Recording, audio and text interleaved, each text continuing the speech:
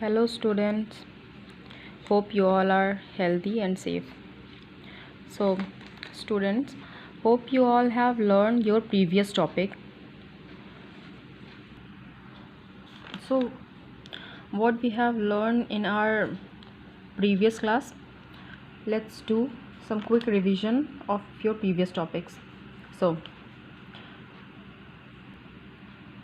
students, let's start the first chapter of history with revision, that is looking back in the past. So in our last class we have learned what is history, types of history, that is prehistory, proto-history and history.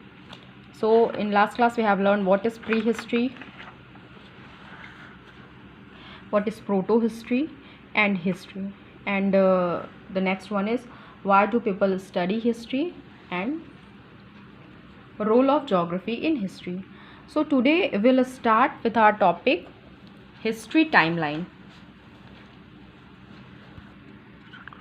Okay, so we'll start today's topic history timeline. So what is history timeline, students? A timeline is used to represent the dates in the history. Suppose student, this is a number line. If you'll move left, you will go back. If we'll move left side, we'll move back in time, and if means similarly, if we'll move right, we will move forward in time. So students, while talking about the events in history, we denote the dates and years.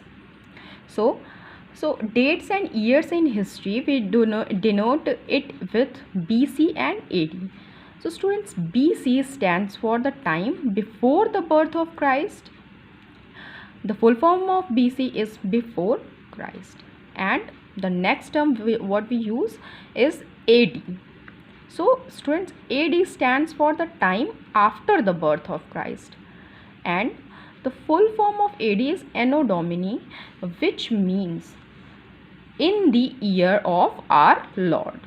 So the full form of AD is Anno Domini, and again, what is the meaning of Anno Domini? Meaning in the year of our Lord. So the example of BC and AD. So if the date is written like 500 BC, suppose the date is written 500 BC, it means 500 years before. And if the date is written 400 or 500 AD, means the time is 400 or 500 after. So students, dates and years we denote by BC and AD, and BC is also known as BCE, and the full form of BCE is before common era, and AD is also known as CE. The full form of CE is common era. So now we'll come to our next topic. Our next topic is sources of history. Students, sources of history, if you want to know about an event that happened thousands of years back, मतलब आप किसी भी ऐसे event के बारे में जानना चाहते हैं जो आज से हज़ारों साल पहले घटित हुआ था, तो आप क्या करेंगे? What you will do? So students, what we'll do, we can know it by different sources. तो हम इसको अलग अलग स्रोतों से जान सकते हैं. मेनली इतिहास को जानने के लिए या हमारे पास्ट में घटी किसी भी इवेंट को जानने के लिए हमारे पास दो सोर्सेज होते हैं. So there are two main sources of history. The first one is archaeological sources and the next one is literary sources. Archaeological sources. What are archaeological sources?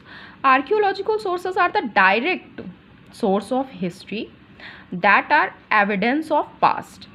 Means some of the things which we'll get from the earth. मतलब जब हम उसको archaeologist उसको अर्थ से निकालते हैं खुदाई करके और हम उन चीज़ों का स्टडी करते हैं, वो आर्कियोलॉजिकल सोर्सेज होते हैं.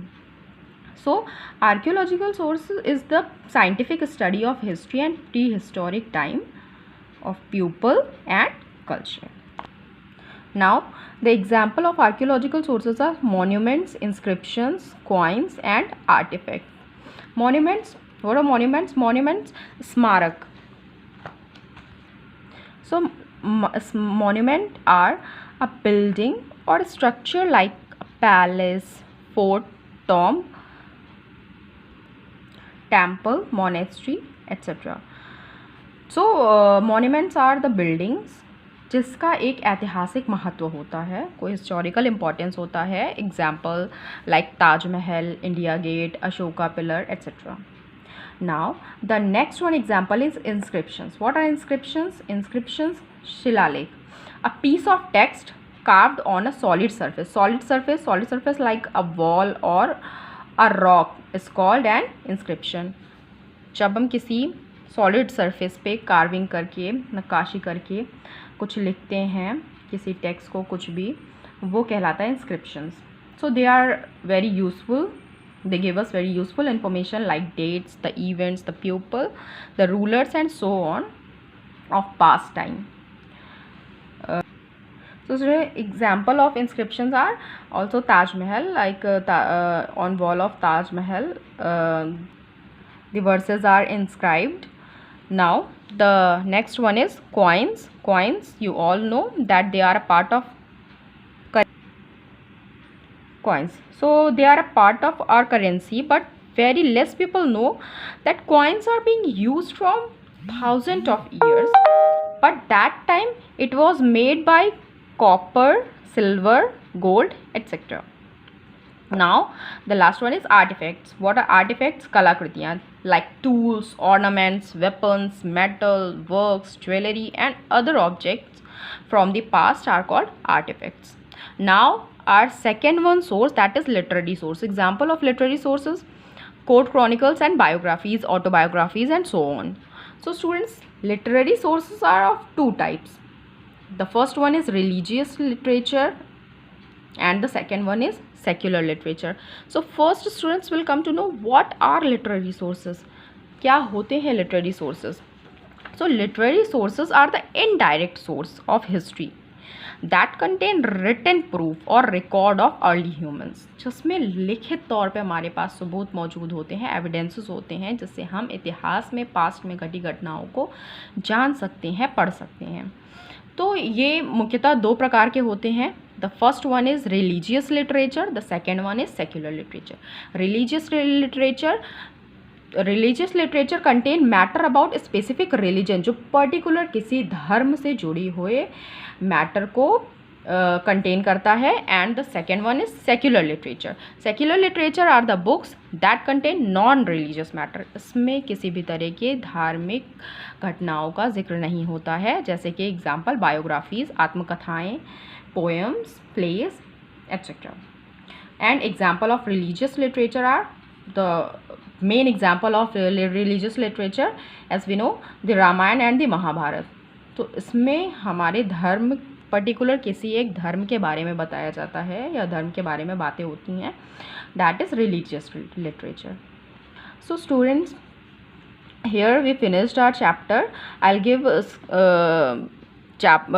book, means a screenshot of your book, and I'll also give some questions for homework today which you have to do with yourself, and in our next video we'll discuss the answers also. So these are your homework questions. We will discuss the answer in our next